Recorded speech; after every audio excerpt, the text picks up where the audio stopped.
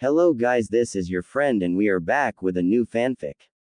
Which is what if Naruto went back in time and finds himself as a legendary Sannin part 1. And if you enjoy this fanfic then please press the like button and subscribe to my channel for more fanfic like this. And now let's start the fanfic. As Uzumaki Naruto was on his way back to Konoha he felt the ground beneath him begin to quake. The quakes became more violent until fissures were formed in the earth. Off in the distance he felt an explosion of foul, malevolent chakra. Being a Jinchuriki, Naruto was easily able to identify the feel of demonic chakra. I take it you can feel the brat. Came a voice form inside Naruto's head.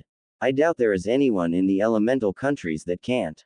Kyuubi, what the hell is going on here?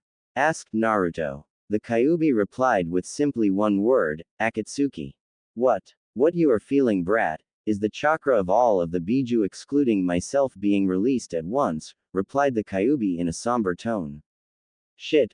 Well, I've got to get back to Konoha and see what Ba-chan wants to do. It doesn't matter, kid, said the Kyuubi interrupting his container, seeing as the world will be destroyed. What the hell are you talking about, Kyuubi? Shouted Naruto inside his head. As if in response to Naruto's question, the quakes became even more violent than they had been minutes before. Forests were destroyed, villages burned and mountains crumbled to the ground. Somehow the Biju Akatsuki captured were released. Demonic chakra is far more potent than your pitiful human variety, as you well know. Your world cannot handle such an amount of demonic chakra being released all at once. And as such this world has begun tearing itself apart. Naruto fell to his knees after hearing this. The information hit him with more force than any of Tsunade's punches. Everyone was going to die, himself included. It didn't even occur to him to see if the Kyuubi had been lying. Somehow, deep down, he knew the great fox demon was telling the truth. Iruka-sensei, Ayame, Ichiraku Oji-san, Kakashi-sensei, Yamato-sensei, Kurenai-sensei, Gai-sensei, Lee, Kiba, Shino, Choji, Neji, Ino, Shikamaru, Tenten, Anko-san, Tamari, Gaara, Hanabi, Sai, Ba-chan, Ero-sennin, Sakura-chan and Hinata-chan. As his thoughts rested on his girlfriend, his heart felt like it would rip in two when he thought about her dying. They saw when you're about to die you see your life flash before your eyes. Well, Naruto flashed back to the events that led to him and Hinata getting together. Just over 1 year ago, Team 7 had their final reunion with their long-lost teammate, and it was an encounter that Uchiha Sasuke did not survive. A small group of Konoha ninja had launched an assault on a compound of the snake Sannin Orochimaru. While Jiraiya, Tsunade, Kakashi and Yamato dealt with Orochimaru and Kabuto, Naruto and Sakura were left to deal with Sasuke.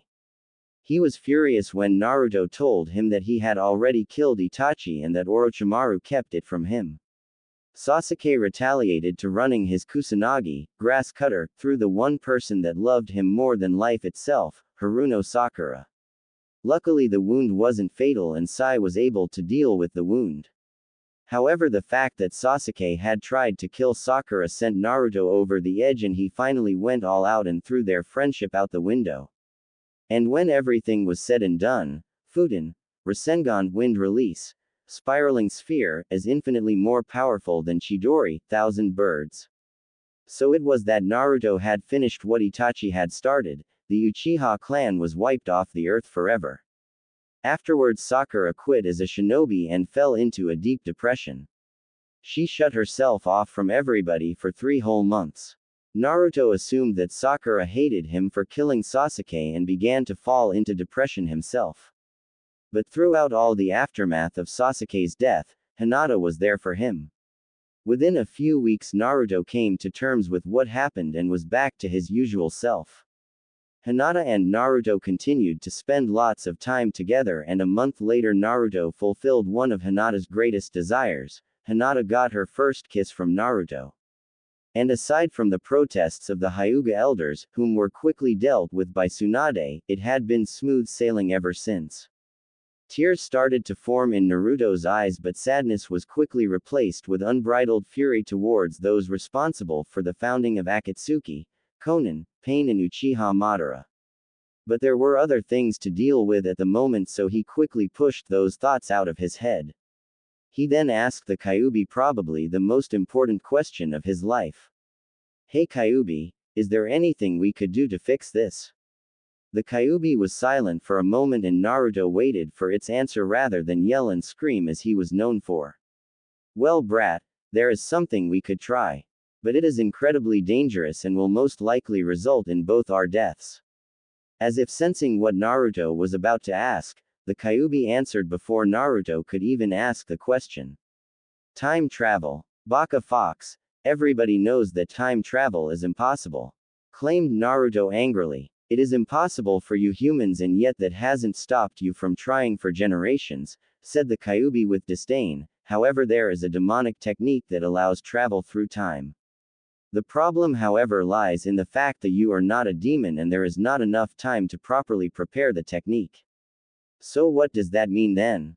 "Well, even if you are a mere human, knowing you that would prove to be no problem. However, the technique entails a complicated set of seals drawn on the ground in concentric circles, which we don't have time to do properly.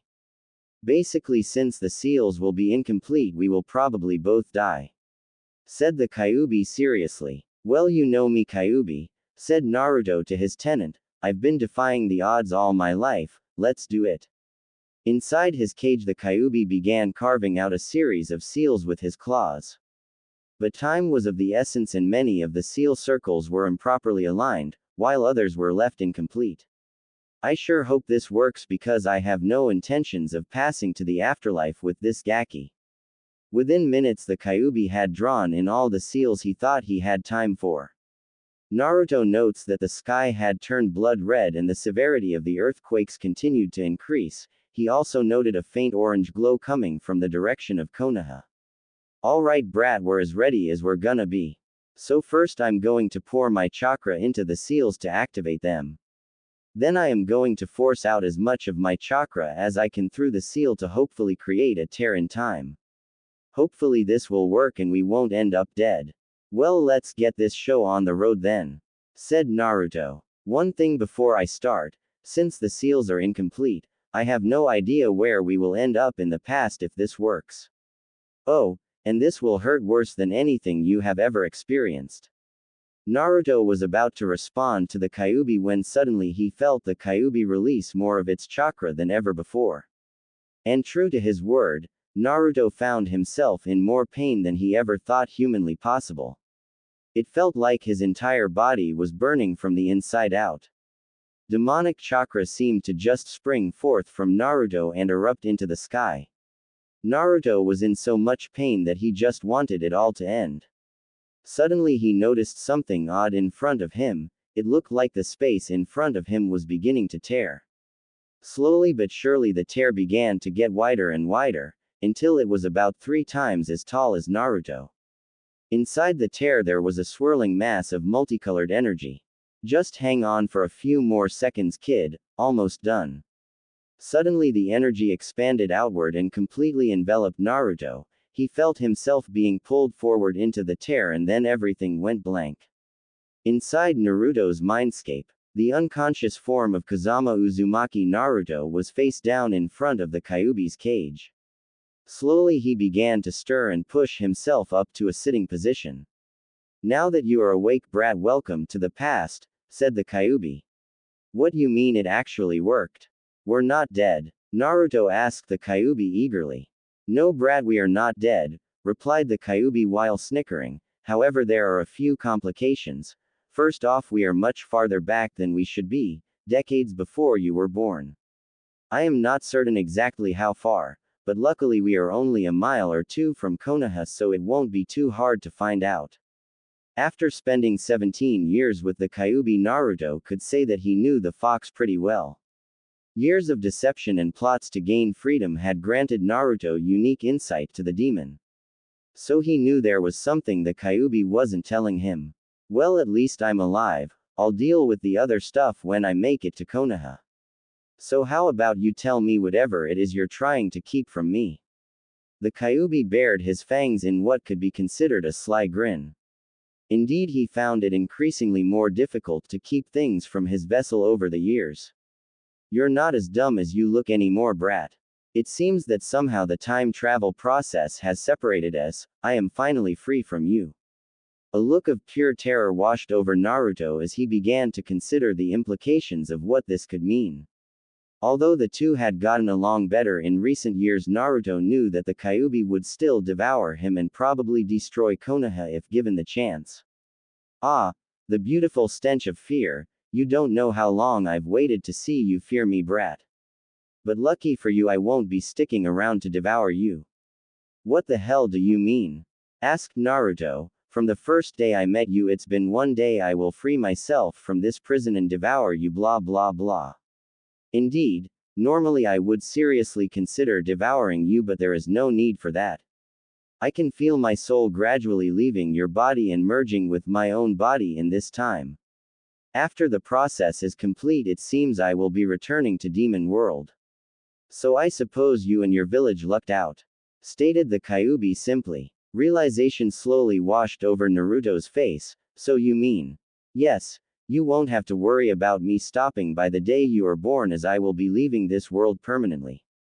Just don't ask me how a doorway to my world is opening or why we're being separated. I couldn't begin to tell you. I don't believe it. I'm gonna be normal. Nobody calling me demon brat, no Akatsuki coming after me. I'll just be Naruto, plain and simple. So as you know, over time our chakras have been merging, and as such the healing properties I have granted you over the years will remain once I am gone. And as you know, due to this you will live longer and age slower than most humans. But I wanted to leave you with one more parting gift, so to speak. Suddenly Kyuubi's claws shot out from between the bars and one impaled Naruto right through the seal. Suddenly a spiraling column of demonic chakra erupted from Naruto's body. Once again Naruto felt like he was on fire, but he noticed that the chakra slowly went from being red to a purple color, and then it began to turn blue and be absorbed into his body. Again Naruto lost consciousness due to the pain. Gradually, the Kyuubi began to fade from sight. Well, brat, it's been pretty interesting. Don't take this the wrong way, but I hope we never meet again as long as we live, said the Kyuubi before he, along with the cage that had once contained him, faded completely. When Naruto regained consciousness, he found himself in a bed staring at a white ceiling. Damn it, I would recognize the Konoha hospital no matter what time I'm in, Naruto thought to himself while groaning slightly. Well, young man, I see that you have finally woken up, spoke a voice that Naruto found vaguely familiar. Slowly Naruto sat up in his bed and turned towards the door to his room to see who it was that had spoken to him. When he finally saw who it was, his eyes went wide with shock. Granted, he was much younger than he was in Naruto's time, but he could recognize this person anywhere. Oji-san, is that you? Asked Naruto weakly. Standing in the doorway of Naruto's hospital room was indeed Sarutobi, but going from what Naruto remembered from history lessons, the Sarutobi before him was in his prime. Naruto heard someone chuckle from behind Sarutobi before speaking. Well, Saru, this boy's lack of respect aside, he seems to recognize you. As Sarutobi stepped aside, Naruto's eyes went even wider, if that was possible, as a figure stepped into the room that Naruto had only seen pictures of. In front of him was the man who had helped his older brother establish Konohagakure no Sato, the village hidden in the leaves. Standing in front of Naruto was the Nadaime Hokage. That was the only thought going through Naruto's head as he looked right at a young Sarutobi and the Nadaime Hokage. When the Kyuubi said there was no telling how far back he might end up, this was definitely not what he had in mind. That line of though led Naruto to notice that his mind felt a bit less crowded than usual. Wait a minute, where the hell is the Kyuubi? For someone so used to having another presence inside of his head, the inability to contact the Kyuubi alarmed him for a moment. Then he remembered the Kyuubi telling him that should the technique be successful, they would be forever separated. The voice of the Nadaime, however, pulled Naruto from his thoughts. Well, I'm glad to see you are up and about. Naruto couldn't help but hesitate briefly when the Nadaime asked for his name. Crap, what am I gonna do? I can't take the name Uzumaki because Uzu no Kuni, Whirlpool Country, and my mother's family are still around in this time. But I can't call myself Namikaze Naruto because when Ero Sennin takes his team, people might see him and think I'm my own father. So Naruto did what he always does in situations like this. He did what he does best. He acted on instinct and made something up. Naruto, Kazama Naruto, replied the blonde. Well, allow me to introduce myself. I am the Nadaime Hokage, the leader of Konohagakure no Sato, village hidden in the leaves, and this is my former student Sarutobi. Now that you're awake, Naruto, I hope you are well enough to tell us a few things about you. Naruto nodded and the Nadaime took this as a sign to continue. You see, a strange flash of light was reported early this morning near the training grounds. This light was followed by a massive surge of chakra, and then you were found by Sarutobi where the chakra surge was reported. And he found you with these. The Nadaime held out his hand and showed Naruto the necklace Tsunade had given to him as well as the remains of his Hitai-ite. Naruto was at a loss. He had just assumed he would end up at some point in his past, not decades before even his father was born. I always assumed that I would have to explain a few things to Oji-san. He would know I was lying but would still trust me anyway. He was at a crossroads. He could either tell the truth about what had happened and be declared insane, or he could lie. Tough decision. I came from a small village near the borders of Fire Country. I came to Konoha in hopes of becoming a shinobi, said Naruto, hoping the two men would just accept what he was telling them. Did you now? Said the Nadaime while smiling. Well, I will assume you have had previous training then. However, you will still have to be tested. You will be released from the hospital today, and an aspiring shinobi will need some equipment. At this, Sarutobi tossed Naruto a small pouch that was filled with money along with a scroll with an address. That scroll is the address of the hotel you will be staying at for now. Use the money to buy some clothes and equipment, then meet me at Training Ground 13 in 3 hours. As Naruto walked through the streets of Konoha, it was becoming clearer and clearer that this was not his Konoha. Nobody was looking at him like it was a crime simply for him to be breathing. Some shop owners were even greeting him as he walked down the street. He was simply a newcomer to the village. The biggest reminder that he was no longer in his time was when he walked to Ichiraku Ramen out of habit only to discover that it wasn't there. He remembered that Tsuchui was younger than the Sandaime in his time, which would make him even younger than Naruto was right now. Ichiraku Ramen won't exist for decades, thought Naruto to himself as tears welled up in his eyes. After observing a moment of silence for the loss of Ichiraku Ramen, Naruto decided to eat at a barbecue place before going to buy some clothes and supplies. Finishing his lunch, Naruto entered a shinobi supply store, but he was a bit unsure what to buy as far as clothing. He was no longer a chunin, so the traditional Konoha shinobi outfit he wore in the future was out. But he had finally realized that orange was not an appropriate color for a shinobi, so going back to one of his 2 orange jumpsuits was also out. He finally decided on black shinobi sandals along with standard black shinobi pants with ankle wrappings. And the outfit was completed with a form-fitting mesh undershirt and a black gi with silver along the lapels in color. As with everything Naruto wore, he had a red spiral sewn on the back of his gi. After ordering a few extra copies of his outfit, he also bought a fully stocked supply pouch, 2 sets of kunai and shuriken with holsters, exploding tags, as well as a small kanji brush, as well as ink and blank scrolls. Confident he had everything he would need, Naruto paid for his purchases.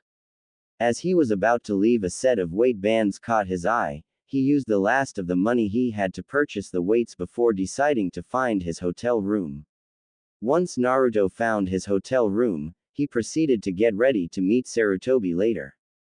As he finished getting ready, he put the rest of his purchases away before realizing he was already 10 minutes late. Suddenly, a brief memory, a certain gray-haired sensei of his, flashed through his mind and he smirked. Maybe I'll try it just once. just to see why Kakashi-sensei enjoyed doing it so much. 30 minutes later. Where in the world could he be? This was the thought going through Sarutobi's mind as he continued to wait for Naruto, who was already 40 minutes late. What kind of aspiring shinobi would be late to their own genin exam? He was pulled from these thoughts as a certain blonde finally arrived at the training ground. Yo, Naruto, where have you been? Asked Sarutobi in a somewhat annoyed tone. You are 40 minutes late.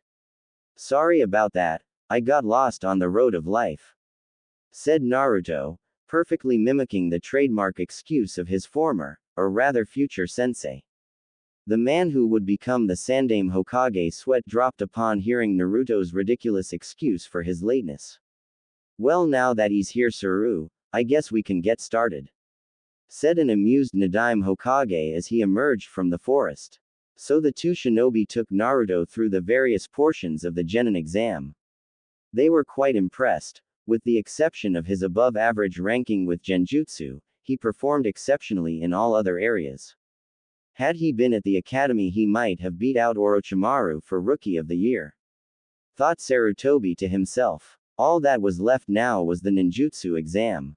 Alright Naruto, you've done a great job so far. All that's left is the ninjutsu portion of the exam. You will have to perform kawarimi, substitution, bushin, clone technique, and henge transformation, explained Sarutobi. Without missing a beat, Naruto disappeared in a puff of smoke, and in his place was a log. He then emerged from the forest just behind where they were all standing. As for bushin, clone technique, I've always been unable to properly perform that jutsu, but Naruto formed a familiar cross-shaped seal and cried out, Kage Bushin no Jutsu, Shadow Clone. Another Naruto suddenly popped into existence right next to the original and grinned at the Hokage and future Hokage in front of him. He can perform Kage Bushin. Who in the world is this boy? Were the thoughts of the two as they looked at Naruto in awe. Well done, Naruto. Now finally please perform a henge transformation. A sinister grin appeared on Naruto's face. The two didn't quite understand why, but for some reason that grin filled them with fear. But before either could figure out why, Oryoke. Onn no ko dushi no jutsu, double knockout girls technique. There was a puff of smoke, and when it cleared, Sarutobi and the Nadaime were not ready for what they saw. In front of them were two 19-year-old girls with pigtails. But what really caught their attention was the fact that both girls were very shapely, and very. They never had a chance. Ah! Both men screamed as they were propelled backwards into a tree, thanks to the stream of blood coming from each of their noses. They both slid down the tree and slipped into unconsciousness with lecherous grins on their faces. Suddenly the girls vanished and left behind an extremely amused-looking Naruto. Geez, maybe I should have used Oryoke no Jutsu instead. My ultimate perverted technique might have been too much for them. It took a few minutes, but the two eventually recovered. Needless to say, Naruto passed the exam with flying colors. The new black Hitai around his forehead marked Naruto as a shinobi of Konoha. Well, Naruto, congratulations on becoming a Konoha genin, said the Hokage. You can meet your team tomorrow morning, 8 o'clock at Training Ground 7. Alright then, see you old guys later, said Naruto as he turned to leave. Oh, and Naruto, said the Hokage to his newest shinobi, that technique and any other hentai jutsu of yours are all now S-ranked forbidden jutsu. Naruto's hotel room. After he had left the training grounds, Naruto went to eat some dinner and then went straight back to his hotel where he was left alone to his thoughts, and then it hit him.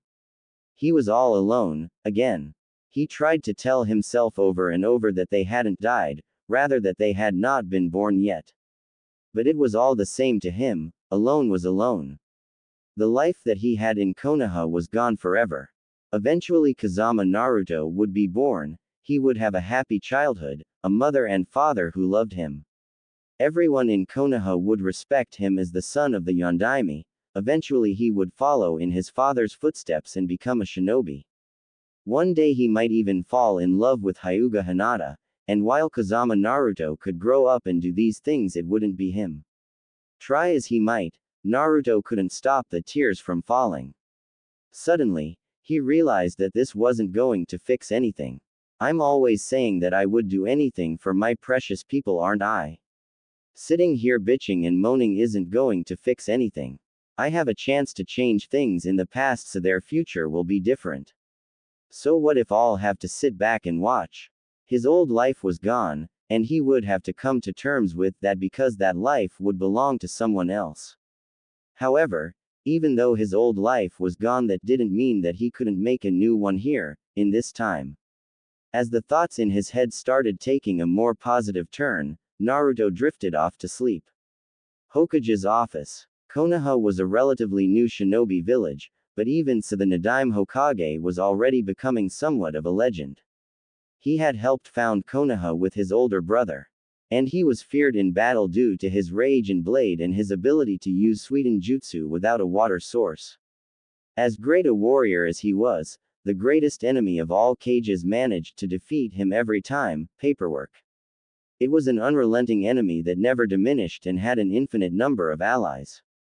So when Sarutobi came into his office, he was very grateful for the distraction. Busy with paperwork again, I see Hokage-sama. Saru, how many times must I tell you that it is not necessary to address me that way? Said the Nadaime jokingly. Now I assume you've come with a report. Yes, sensei. We have pushed the enemy back deeper into their territory than we had anticipated. They have also suffered significant losses. Said the Hokage thoughtfully as he stroked his chin. It appears that we can finally put an end to all this bloodshed. Have another battalion ready to move out with me tomorrow morning. Hopefully we can convince them to sign a treaty rather than be forced to destroy them. Do you really mean to do it after this war is over, sensei? Yes, I think the end of a war is a fitting time for change. The next generation is ready to take over. Besides Saru, I think you'll make a fine Hokage. You are already known throughout the shinobi world as the Professor, and the God of Shinobi, and most importantly, you would do anything to protect your village and its people. Sarutobi was happy that his former sensei had so much faith in him. He had been selected to become the Sandaime Hokage over his major rival for the position, Danzo. I'll try my hardest to live up to you and the Shidaime's faith in me. Now what about Naruto? Asked Sarutobi. Well, the fact he was lying about where he came from aside, he seems to be highly skilled as a shinobi. Should he prove to be loyal, I think we can expect great things from him in the future.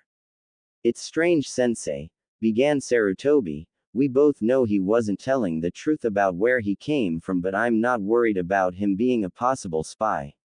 I can't explain it, but I just know I can trust him. Well, I honestly hope your intuition is correct. In either case, you'll be able to keep an eye on him from now on. The first four-man squad in Konoha's history, you have your work cut out for you, Saru. The alarm in Naruto's hotel room went off, and without so much as a groan he got up and went into the shower. Spending 2.5 years constantly traveling with Jiraiya, he had been woken many times at odd hours in the morning. As such, getting up early was no longer a problem anymore. He briefly entertained the idea of being late again. After trying it once, he could see why Kakashi did it so much. It was fun seeing people's reactions to his excuses.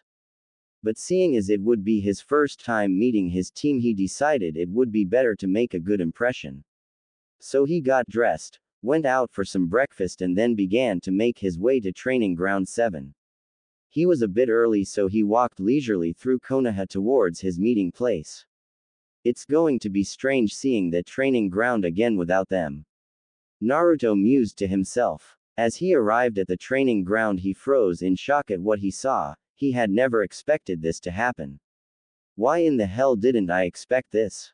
They were both there when I called Sarutobi Oji-san, so it makes sense for them to put me on a team with someone I was familiar with, even if they didn't know how. Well, Naruto, welcome to Team 7.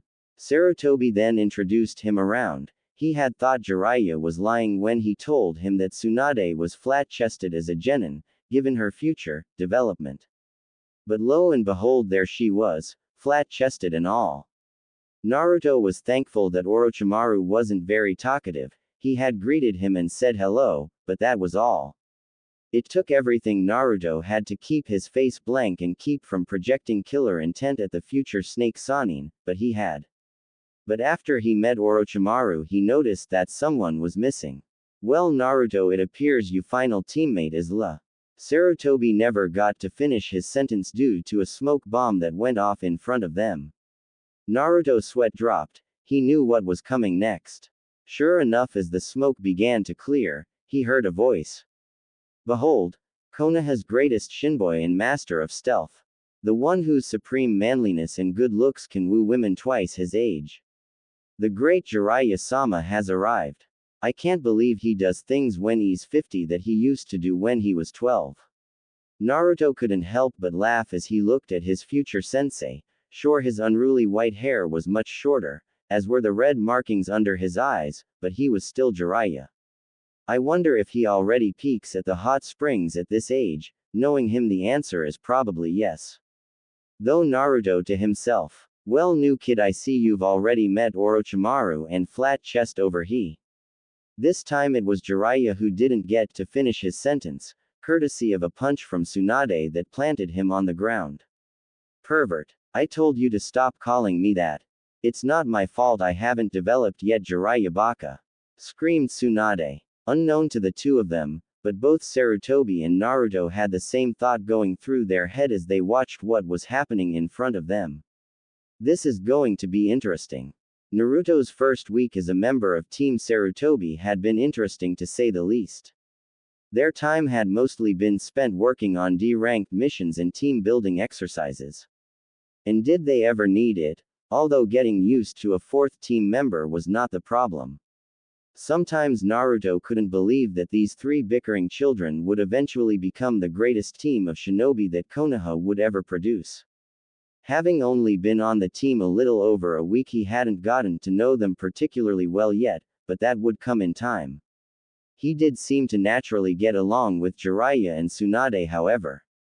I suppose that's natural. Even though they're only children, I did get to know their future selves pretty well. In a way, I know them better than they know themselves, Naruto mused to himself. Orochimaru, however, was a different story. Naruto preferred to keep him at arm's length. He knew he wasn't exactly being fair. There was no guarantee that he would become the Orochimaru that Naruto remembered, but for no, he couldn't help it. Every time he looked at him, he saw Orochimaru's ranked missing nin and Konoha's greatest traitor. There were also times where some of his mannerisms were eerily reminiscent of Sasuke, which struck another nerve. And then there was Sarutobi, who, aside from being 30 years younger, was the same kind old man he'd always known. Right down to the way he would look at Naruto and seem to be able to read him like a book. This would probably explain why he had been paying special attention to him. Not that I blame him. I figured that no matter what I said, Oji-san would know I was lying. Pushing those thoughts out of his mind, Naruto decided to finish getting ready to go train with his team. After all, he was already 30 minutes late. 10 minutes later. Damn it, Sarutobi-sensei, where the hell is he? Screamed a frustrated Jiraiya. As Sarutobi looked at his other two genin, he could see Orochimaru was visibly frustrated, and that if Naruto didn't show up soon, Tsunade might just take her frustration out on Jiraiya. Frankly, he could understand where they were coming from. It was impossible not to be frustrated at Naruto when he would do this. Sarutobi was about to respond to Jiraiya when, "Yo," said Naruto like nothing was wrong as he suddenly appeared. "Where the hell have you been, Naruto?"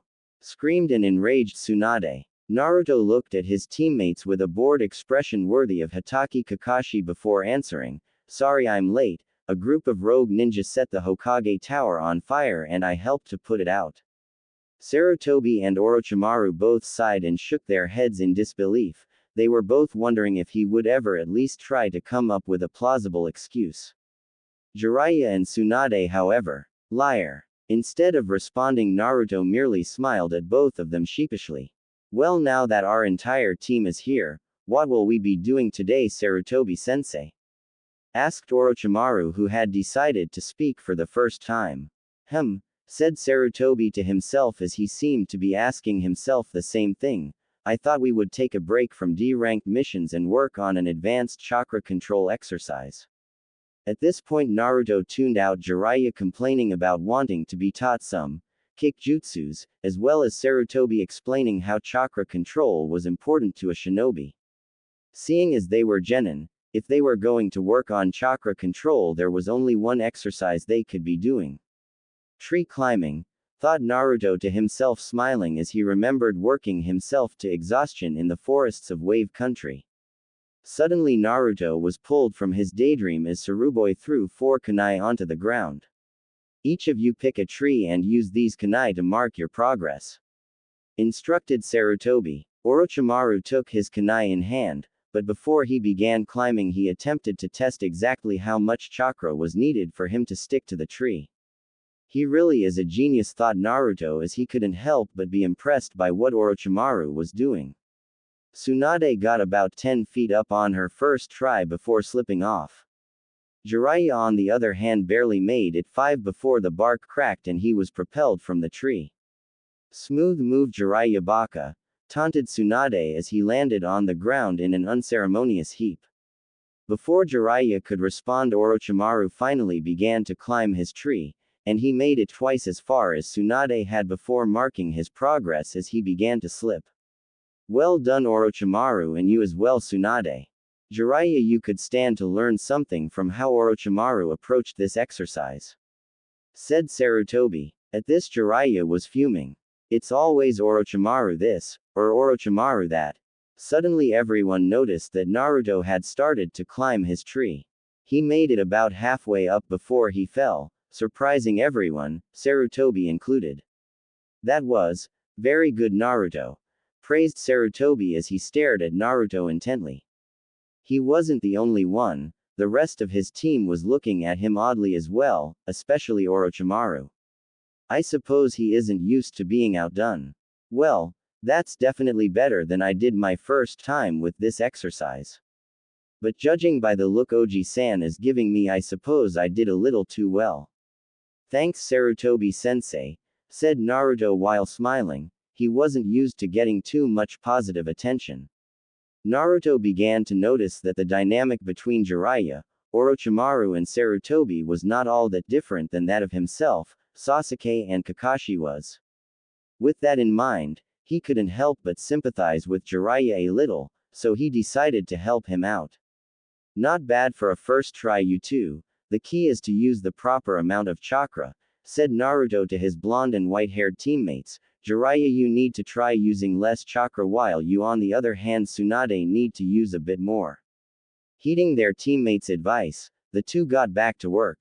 Tsunade began to gradually improve her progress, but Jiraiya was still struggling, so Naruto decided he might need a little extra motivation.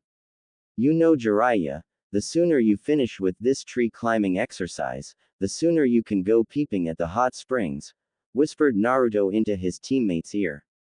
The white-haired boy suddenly went stiff, and Naruto was confused because he was sure that would be exactly what Jiraiya needed for motivation. He was about to apologize when Jiraiya turned around, and Naruto saw something that both amused and frightened him.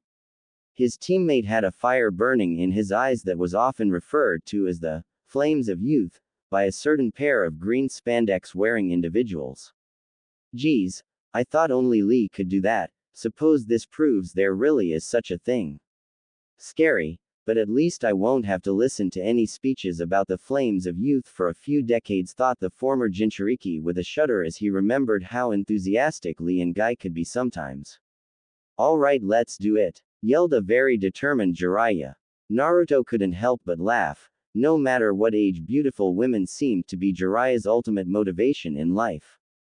By the time Sarutobi had decided to call it a day, he was surprised at the progress his genin had made in only a day.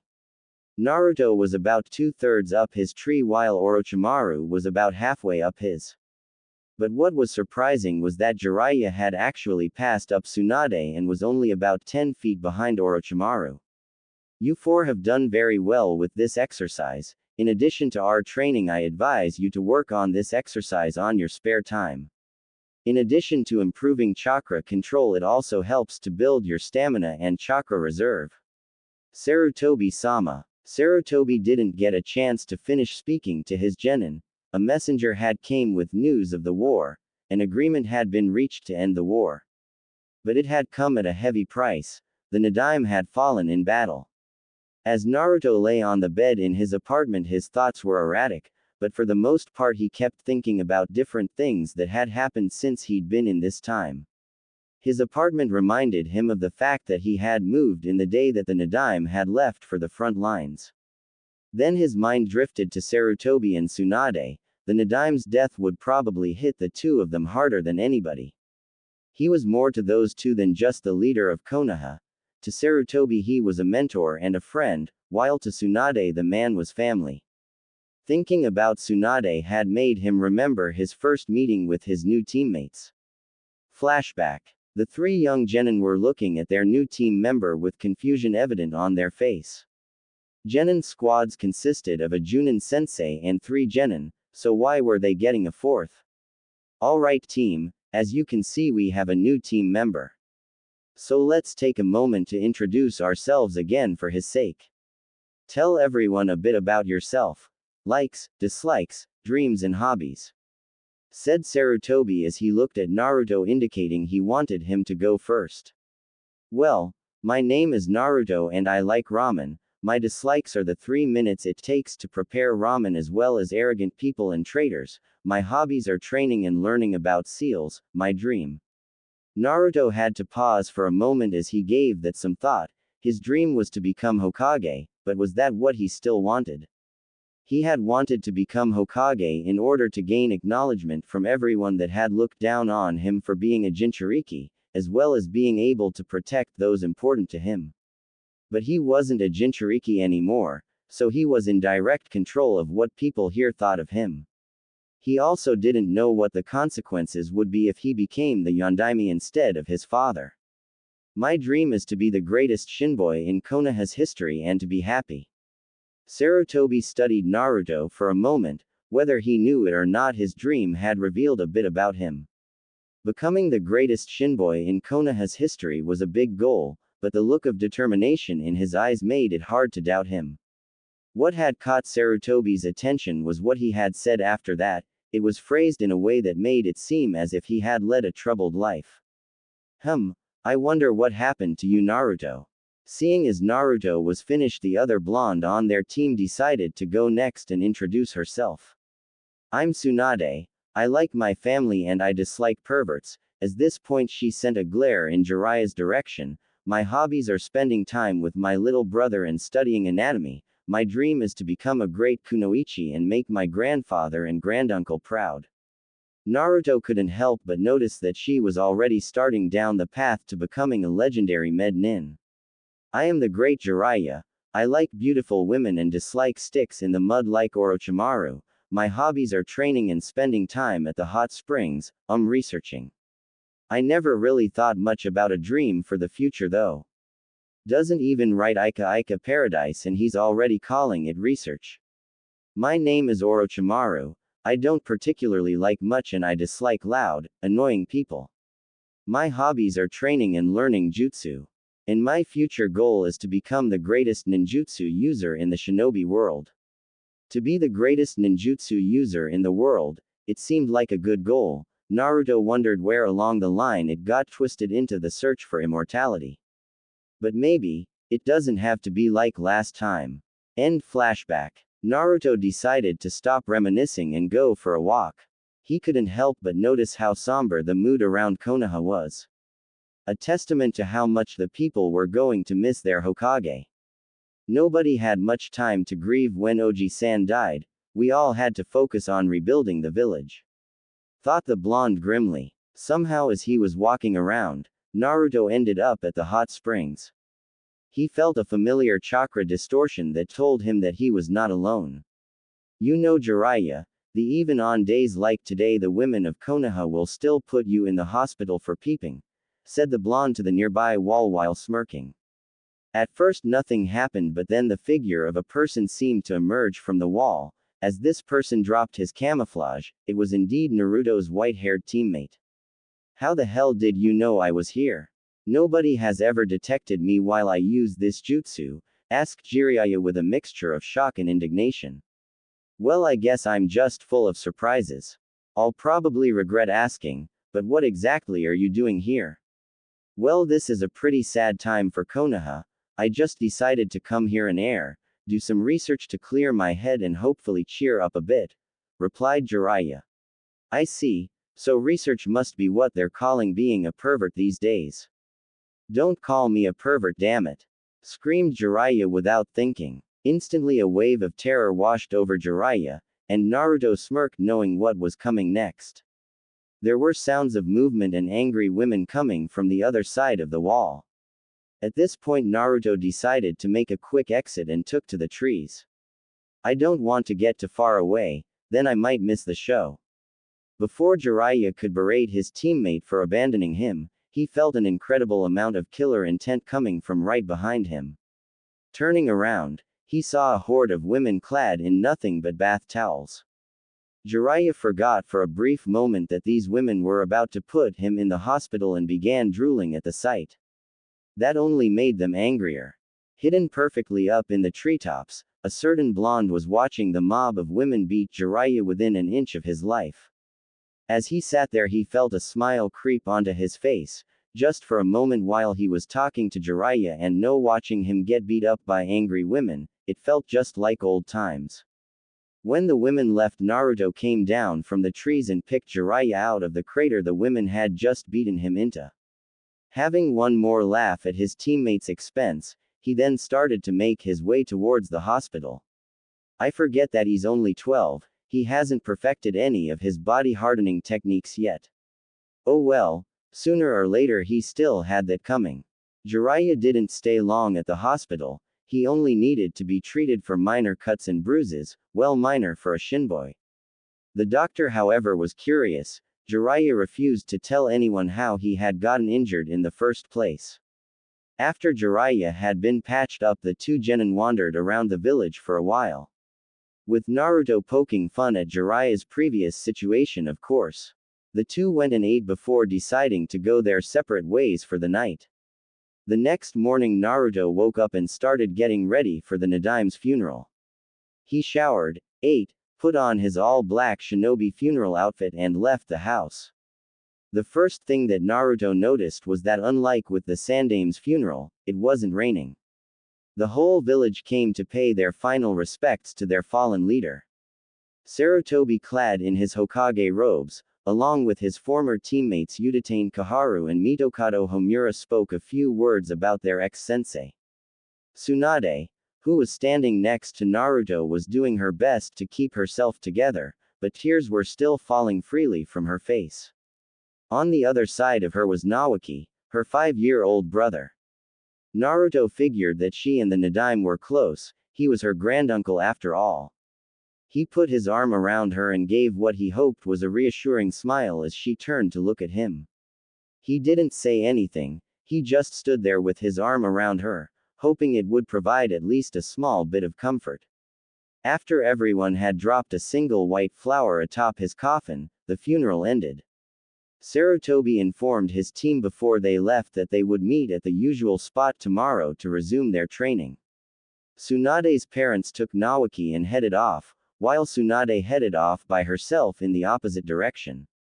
For some reason Naruto felt that she shouldn't be alone, so when he went with her, Naruto didn't know what to say and figured that Tsunade didn't seem to be in much of a talking mood, so the two walked in silence.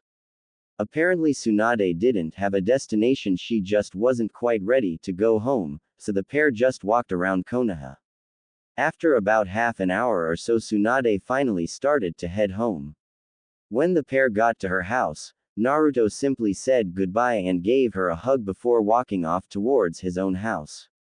As he turned the corner he missed Tsunade's smile and mouth a silent thank you before heading inside. The week after the Nadime's funeral it was business as usual for Team Sarutobi. They resumed their usual schedule of missions and training. With Sarutobi being the Sandame now, it was difficult for him to balance training his team and running Konoha, so it was not uncommon for him to send a group of Kage Bunshin's shadow clones to work with his team whenever he was busy. It had now been 6.5 months since the funeral, and Sarutobi was currently preparing his genin to enter the Chunin exams. There had been one a few weeks after the Nadime's funeral, but Sarutobi had not allowed his team to enter. He preferred instead to further develop his team's skills as well as giving them a chance to gain more experience. Jiraiya of course was furious at not being allowed to enter, but he did recognize that having the Hokage for a sensei would make them a huge target. They didn't need the fact that they were rookies to make it worse. After all, a genin team entering a Chunin exam at the first opportunity was almost unheard of. And so they were currently finishing up their last training session. Tomorrow morning they would be leaving. Alright, good job you four, said Sarutobi before adopting a serious expression they had only seen a few times from him. Before you all head home I would like to talk to you. What is it, Sarutobi-sensei? Asked a curious Orochimaru. Well, as you know, tomorrow we will be leaving for Kusagakur where the Chunin exams will be held. Sensei, isn't Kusagakur still a relatively new village?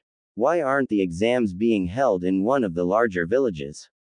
Asked a puzzled Tsunade. As you all know, recently there has been a great deal of conflict between all of the elemental nations recently.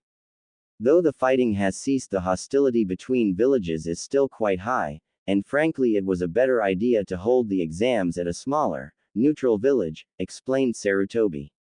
So basically nobody trusts anybody else, right, Sarutobi-sensei? Said Naruto. I suppose that's pretty accurate. Now remember, I want you all to be careful. People have been known to die during these exams. But despite the danger, I want you all to try your best. Hi, sensei, replied all four genin simultaneously. With that, all members of Team Sarutobi went their separate ways and went home to prepare for tomorrow. I hope this Chunin exams will be less eventful than my first one, thought the blonde-haired shinobi. Ironically, the person responsible for all of the trouble during that exam was now a teammate of his. These were the thoughts on Naruto's mind while he was packing everything he thought he might need for the exam. Given his previous experiences with the Chunin exam, he couldn't help but be cautious and pack a little extra of everything. While he was packing, he also wondered what the exams would be like, how strong the other teams would be, and also if he would be promoted to Chunin. Across Konoha, thoughts similar to these were also on the minds of his three other teammates. Naruto awoke early the next morning and set himself about preparing to leave his apartment. After he had showered, eaten and double-checked his supplies, he decided to head for the main gate. After all, this is pretty important, so I'll do one better than show up on time. I'll be early, thought Naruto with a smirk as he tried to envision the reaction of his teammates. He arrived at the gate a full 20 minutes early, to notice to only person there was a very surprised-looking Orochimaru. Even after all this time he still couldn't get that apprehension regarding the future snake Sannin out of the back of his head. But he had resolved a while ago to try and make a serious effort to get to know Orochimaru. After all, it didn't necessarily have to happen the same way as it did before. Suddenly Naruto was pulled from his musings as Orochimaru spoke up. I'm surprised to see you here early of all things, said Orochimaru. Well, what can I say? I like to keep you guys on your toes, replied a grinning Naruto. For a brief second Naruto could have sworn he saw a small grin on Orochimaru's face, but a moment later it was gone and he just brushed it off. A long, uncomfortable silence followed the two boys' brief conversation. This just served to remind Naruto of how far he used to go to keep Orochimaru at arm's length. He also recalled when it was brought to attention that his behavior wasn't just affecting him. Flashback.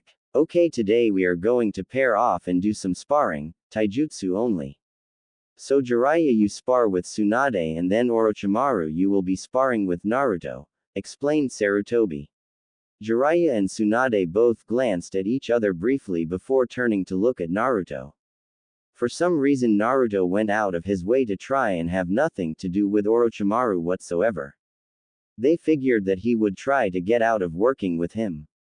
And sure enough, Naruto was about to voice his objections to working with Orochimaru when, "Damn it, I can't take this anymore," screamed an irate Tsunade.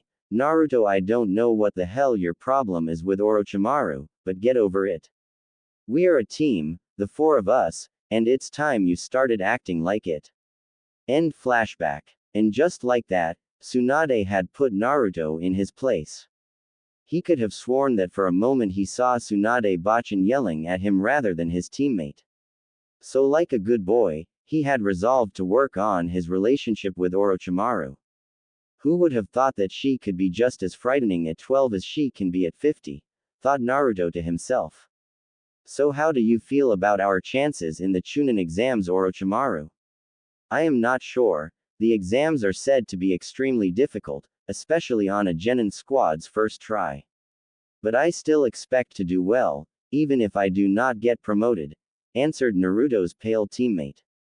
Both boys continued to engage in some light conversation about the exams, and when their other teammates arrived they joined in as well. This was the scene that greeted Sarutobi when he finally arrived, all four of his charges discussing the exam. At seeing all four of them finally starting to bond, he couldn't help but smile. Alright, it is time to depart. It is almost a 6-day journey westward to Kusagakure.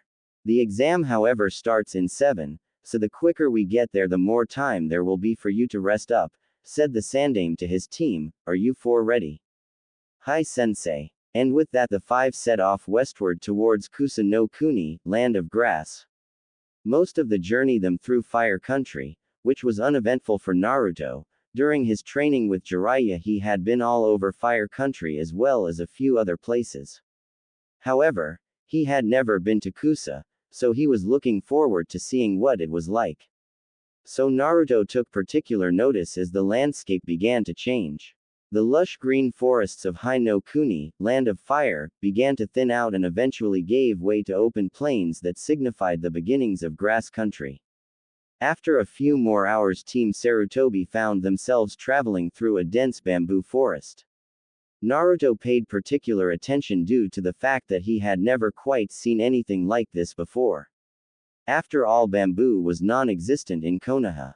Alright team, if we pick up the pace we can reach Kusagakure, hidden grass, within the hour, said Sarutobi as he began speeding up. And just like that Naruto was pulled from his sightseeing as the team sped onward. Like their sensei had said, they indeed found themselves at the gates of Kusagakure in less than an hour. For Genin who had never been out of Fire Country before, a different hidden village was quite a sight. From what they had seen, Kusa no Kuni was mostly a mixture between bamboo forests, slightly rocky terrain and of course grassy plains. The village seemed to be naturally surrounded by a bamboo forest, so for the most part there was no need for the high walls that Konoha boasted. The village itself was smaller than Konoha, but had an entirely different look and feel to it. If Naruto had to pick one word to describe Kusa, it would be green. For indeed, even within the village itself there was an abundance of plant life, be it grass fields, trees, or other exotic plants. Other than that, most of the buildings and shops appeared to be standard. Many of the various shops, clan houses and various other structures would not have been out of place in any other shinobi village. However, the one exception to this was their cage tower.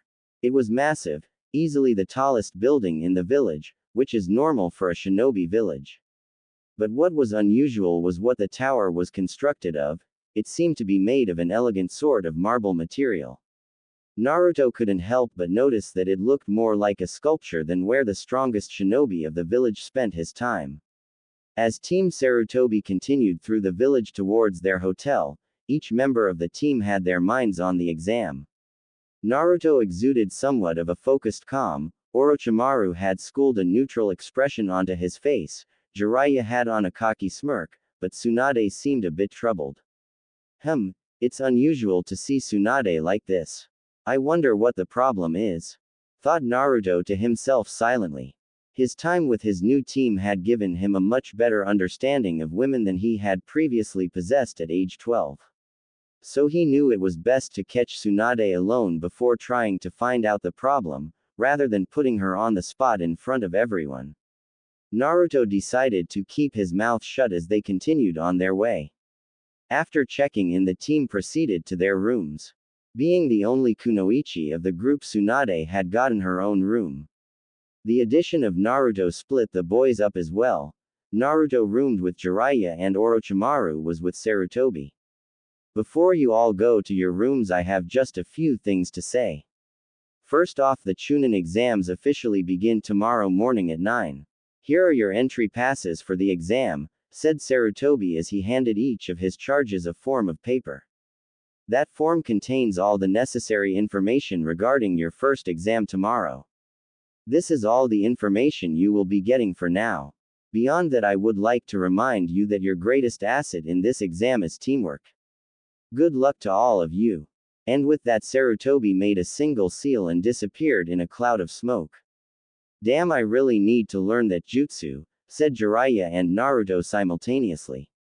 It was near dinner time already upon their arrival to the hotel, so the four teammates decided to get some dinner before turning in for the night. Upon Naruto's insistence, they ended up at a ramen bar, where he proceeded to try all the local flavors, all 10 of them. Both Naruto's teammates and the owner of the ramen stand looked at the increasing pile of empty ramen bowls next to Naruto with a mixture of awe and disgust. Naruto, how in the hell can you eat so much ramen? Screamed a frustrated and grossed out Jiraiya. At this, Naruto paused from his eating, looked up and responded with a single phrase. I just love ramen. Before getting right back to devouring whatever bowl of his favorite food that happened to be in front of him. Anyways, continued Jiraiya, I can't wait for the exams to start tomorrow so the world can bear witness to the amazing skill of the great Jiraiya-sama. Who knows, I might even kick your pale face. The only outward sign that Orochimaru had even heard Jiraiya was a twitch above his left eyebrow, signifying his anger. It would be unwise to underestimate the other participants of the exam, and besides, it's impossible for me to be defeated by someone as stupid as you, Jiraiya Baka, said Orochimaru. Watching the two of them go back and forth like that, Naruto couldn't help but laugh and think how different it was watching this happen from an outsider's perspective. Naruto briefly turned to his left to notice that his fourth teammate was no longer with them. As quietly as he could, Naruto paid for his meal and left the stand to find his wayward teammate. Luckily, Naruto found Tsunade the first place he looked for her. She was standing outside of a local gambling parlor watching all of the action. Once she noticed Naruto, she decided to resume walking, this time towards their hotel. They walked in complete silence. However, Naruto was intently watching his teammate and could tell something was troubling her. Once they got inside her room, Naruto decided it was time to break the silence. So Tsunade, I can tell that something is bothering you, would you like to talk about it? Asked Naruto gently. The two stared at each other for what seemed like an eternity, with Naruto simply waiting for Tsunade to explain what was wrong and Tsunade debating whether or not she really wanted to tell him. She didn't know what it was, but something in those blue eyes of his made Tsunade want to confide in him. Well, I was just thinking about the Chunin exams and Naruto was now back in his own room. He had spent quite some time talking with Tsunade, longer than either of them had realized.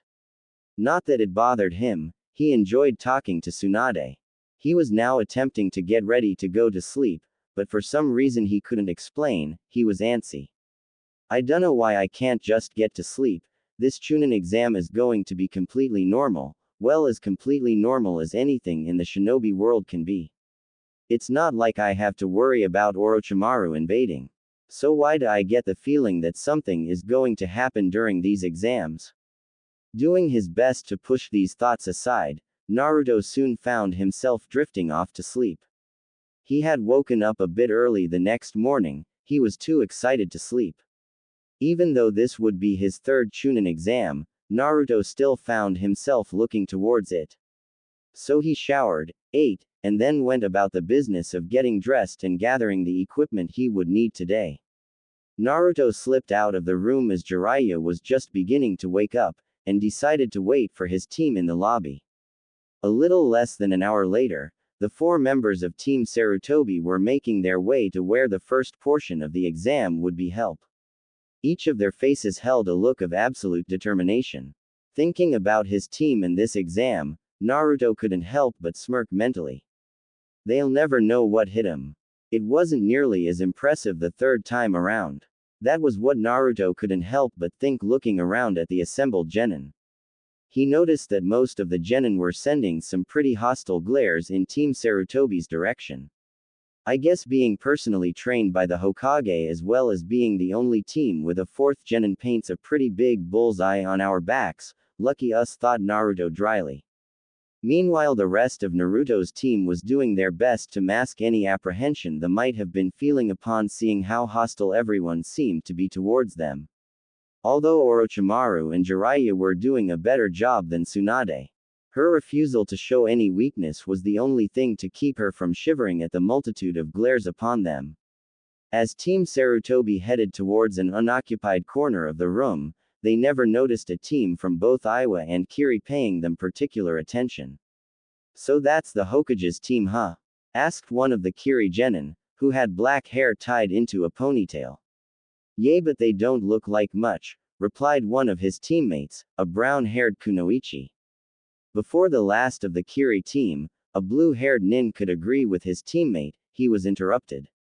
You Kiri nin would do well not to underestimate anyone trained by the God of Shinobi, came a voice from right next to the Kiri team which belonged to an Iwa nin with long silver hair and a muscular build. They are no doubt quite skilled, especially that blonde boy. While the Iwa nin was speaking, his eyes never left Naruto. As they waited for their proctors, Tsunade couldn't help but state the obvious, does anybody get the feeling that people here are paying us particular attention? I suppose that with us being the students of the Hokage our reputation precedes us, said Orochimaru in the calm and collected monotones he had become famous for. Being able to say you defeated the students of the Hokage would make quite the accomplishment. Yay! Either that our people are all bent out of shape seeing as we're a team of 4, stated Jiraiya. Well, either way it looks like almost everyone is just itching to take a shot at us, thought Suan to herself. Suddenly Tsunade noticed a comforting hand on her shoulder. Turning around she noticed the smiling face of her fellow blonde-haired teammate. Don't worry Tsunade, we're gonna do just fine, said Naruto encouragingly. For some reason that she couldn't quite fathom right then, that one simple statement from Naruto seemed to completely renew her confidence. Thank you Naruto-kun, said Tsunade. As soon as the words left her mouth she immediately realized that she had indeed just said that aloud. It was at this point that her face took on an interesting shade of cherry red. As if her neck had a will of its own, she raised her head to chance a look at her teammates. Naruto and Orochimaru kept whatever was on their minds at that moment to themselves, merely responding with raised eyebrows. Unfortunately Jiraiya wasn't as gracious. Oh-ho Naruto-kun, now is it? I had no idea that you two were already on such friendly terms, joked Jiraiya while grinning lecherously. Tsunade quickly snapped out of her embarrassment and handed Jiraiya a one-way ticket to the floor. Fool, thought Orochimaru. No matter what, I suppose Ero Sennin will always be a baka, thought Naruto as he shook his head in exasperation. It was at this moment that the Chunin exam proctors arrived. The head proctor was for the most part unassuming, save for a horizontal scar on his face that ran cheek to cheek. Welcome to Kusagaku's Chunin exam, I will be your head proctor for this stage of the exam. When your team is called, follow your respective proctor to your team's assigned meeting room. Once you arrive, your exam will begin, explained the Kusa nin curtly. One by one exam proctors would call out a team and then lead them up one floor to their meeting room. After about half of the teams had been called, Team Sarutobi from Konoha, please follow me, said a female Kusa Chunin. Wordlessly 4 genin stood up and followed the proctor who had called them up to the next floor of the building they were in. This floor consisted of what looked to be mostly offices. Soon after, the members of Team Sarutobi found themselves in a small room that had been made to resemble a mission planning area. I will be your proctor for this portion of the exam, you may refer to me as Taka, stated the woman. Well Taka-san, what are our instructions for the first exam? Asked Orochimaru. Before answering, Taka pulled a scroll from her pouch and summoned a folder of documents from within it. This year the initial stage of the Chunin exam will be a mock mission of sorts. Your team is charged with the retrieval of vital documents from a secure location. This folder contains all necessary information regarding your mission. I will remain in the room to answer any questions you may have. You have 2 hours to plan out your mission beginning now. And with that, Taka handed the genin the folder of documents and let them get to work. Going through the documents, it was stated that the exam would take place near the northeastern section of grass country near the border to Earth country. Simply put, they had to make their way to an outpost roughly 10 kilometers from their starting position and retrieve a document. In actuality, however, it was much more complicated. For one thing, they weren't the only team to be assigned to retrieve a document, and they're only a limited number. Secondly, not all the teams were assigned to retrieve a document, some were assigned to secure the compound and the surrounding area. After about 30 minutes of reviewing the information given to them, Jiraiya was the first to speak. Damn, this could be tricky. Not only do we have to get to our destination within the deadline, but we also have to get there quick enough to make sure we get a document as well as avoid the other teams trying to stop us. Glancing at the map of the area they were given, Orochimaru suddenly had an idea. Taka-san, would it be acceptable if we made individual copies of the map for ourselves? Hi, that is allowed, replied Taka as she fought to keep the grin off of her face. Tsunade, Jiraiya and Orochimaru went to start copying the map onto a spare scroll. Naruto, however, thought to adopt a different approach. Before any of his teammates could ask why he wasn't copying the map, he stood up and made a single, cross-shaped seal. Kage Bunshin no Jutsu, Shadow Clone Technique. As 4 clones of Naruto suddenly came into existence and set themselves to the task of making copies of the map, 4 people had to pick their jaws up off the floor. After all, a genin shouldn't be capable of making Kage Bunshins, shadow clones. Well, this group is definitely full of surprises, thought Taka. The Narutos ignored the shock of their teammates and continued copying the map.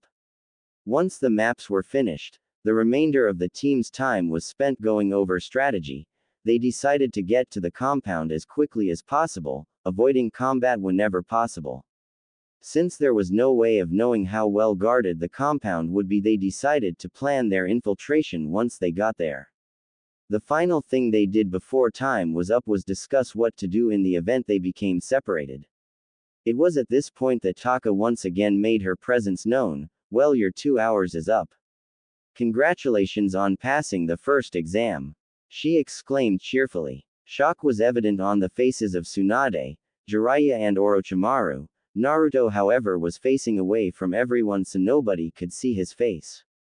Suddenly he began to laugh. Well, damn, why didn't I think of that? He said to himself. What the hell is so funny? And what do you mean we just passed the first exam? The first exam is what we just spent 2 hours planning, said Jiraiya with an irate tone, obviously not appreciating being left out of the loop. Chunin are expected to be able to effectively lead a squad of shinobi, thus making you responsible for the lives of your teammates. Not only must you be able to effectively lead a mission, you must also effectively plan for a mission. Those who foolhardily charge into situations unprepared will end up getting themselves or their comrades killed. Trash like that are not fit to become Chunin, explained Taka. Remember what the head proctor told us at the meeting room. He said the exam would begin as soon as we were separated, stated Naruto in an amused tone of voice. And indeed it did, but even though you didn't know you were being tested, you passed with flying colors. You all have the rest of the day off. Meet at the area indicated on the map tomorrow at 10 a.m. to begin the second exam. And again, congratulations on passing the first exam, said Taka before unlocking the room and letting everyone file out. As the Konoha genin left to enjoy the rest of their day and prepare for tomorrow, Taka couldn't help but be impressed. The team of the Hokage had passed with flying colors. Those 4 are something else. I get the feeling one day the whole shinobi world will know their names, she thought to herself with a smile before leaving. All right, we kicked on the first exam, yelled an enthusiastic Jiraiya, pleased with his team's recent success. Said team of genin was currently walking through the streets of Kusa, both enjoying the rest of their day as well as trying to find their sensei. After all, Sarutobi would definitely be interested in knowing how his team performed. However, one of them decided to voice something that had been on their minds since the exam. Naruto, began Orochimaru, drawing the attention of his teammates, when did you learn Kage Bunshin, Shadow Clone? Suddenly Tsunade and Jiraiya had their eyes on their two other teammates, for they too had been wondering where Naruto had learned such an advanced skill. As Naruto looked at Orochimaru, he noticed he had the same look in his eyes that he had when they did the tree climbing exercise all those months ago. A mixture of curiosity with a slight twinge of jealousy. A look that surprisingly, his teammates were mirroring. Crap, thought Naruto to himself, I should have known they wouldn't just let that drop. Looks like they think Oji-san been showing me a few things on the side. Well, that's not the case. But then again, I learned it after stealing the Forbidden Scroll almost 40 years from now. Won't fly either. Sarutobi sensei and I haven't been training in secret, if that's what any of you are thinking. At this, the features of his teammates softened slightly, but where I did learn it as a secret. Naruto suddenly took a turn down a mostly deserted street, and though slightly confused as to where he was going, his team followed anyways. Tsunade and Jiraiya seemed to accept that they weren't going to get anything more out of him. Orochimaru, on the other hand, was about to question Naruto further when the blonde in question stopped moving and turned around. You might as well come out now. Suddenly, three blurs jumped down and landed in front of Naruto and his team. He recognized them as the team from Kiri without even needing to look at their Hitai. At the sudden appearance of enemy genin from another village, Tsunade and Jiraiya pulled out kunai and assumed defensive positions. Orochimaru and Naruto, on the other hand, didn't appear to be threatened by these newcomers at all, at least to the untrained eye. Well, are all you Konoha nin this jumpy? Spoke the tallest of the trio. A blue-haired boy who held a sheathed katana in his left hand. Why don't you tell us whatever it is you came here to say and stop following us around? Said Tsunade. This blue-haired nin from before spoke again. Very well, Tsunade, I suppose it's only prudent for us to get to the point of our visit. This statement earned raised eyebrows from Team Sarutobi. I suppose we shouldn't be surprised that you know of us, spoke Orochimaru. After all, most shinobi would want to keep an eye on any shinobi trained by the Kage of another village. It was at this point that the lone female on the Kiri team spoke. Tsunade, Jiraiya, Orochimaru and Naruto, students of Sarutobi, the Sandaime Hokage aka the Professor or God of Shinboi. We came here to tell you that you four will be our targets for this exam. We will defeat you. Throughout this whole meeting, the third member of the team from Kiri, a boy with black hair tied into a ponytail, who had two wakizashi sheathed on his lower back, never took his eyes off Naruto. And to be honest, he was starting to get a bit annoyed. You look like you have something you want to say to me, said Naruto.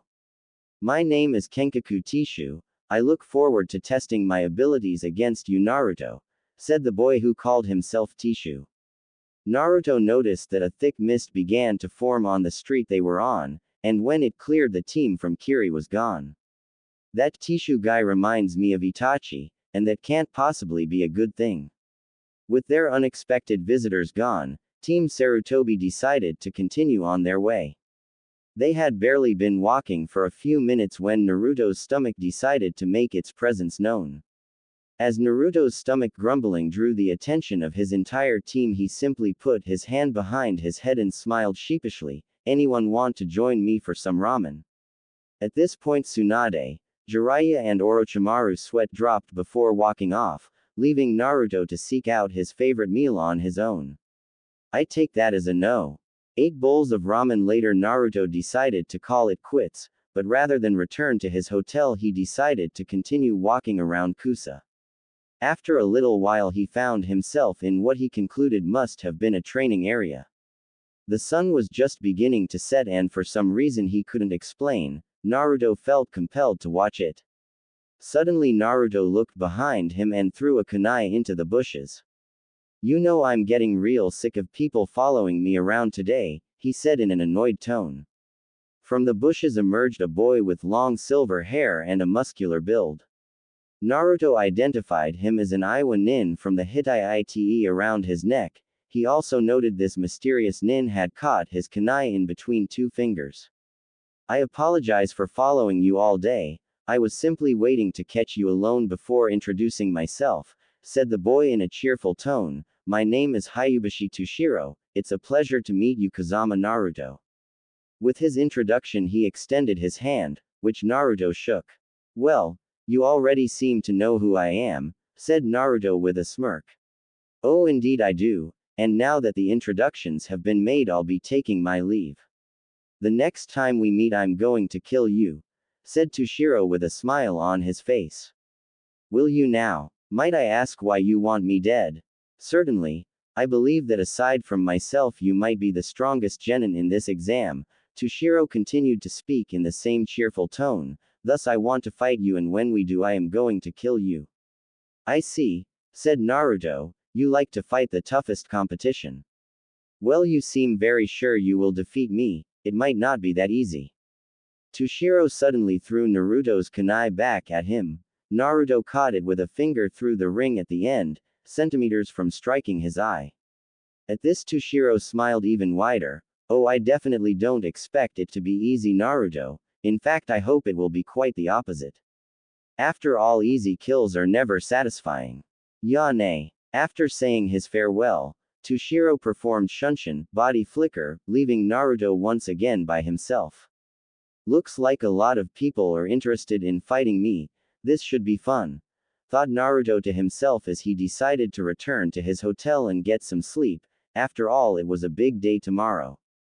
The next day, second exam starting area. As Team Sarutobi arrived at their starting point, they saw Taka waiting to greet them. Well, you four are here early. That's good, now we can get started. As you know, you are the only team with 4 members, so there will be a slight change in the parameters of your exam. Instantly the 4 genin were a bit wary, especially Naruto. He didn't like where he thought this was going. But it was Jiraiya that spoke up. What do you mean a slight change? At this, a sadistic smirk appeared on Taka's face that reminded Naruto way too much of one Mitarashi Anko. Well, you 4 are going to be separated and will have to find your missing team members before proceeding with your mission. Suddenly 2 Kusa Junin appeared out of thin air, grabbed Naruto, and Shunshined body flicker, away to an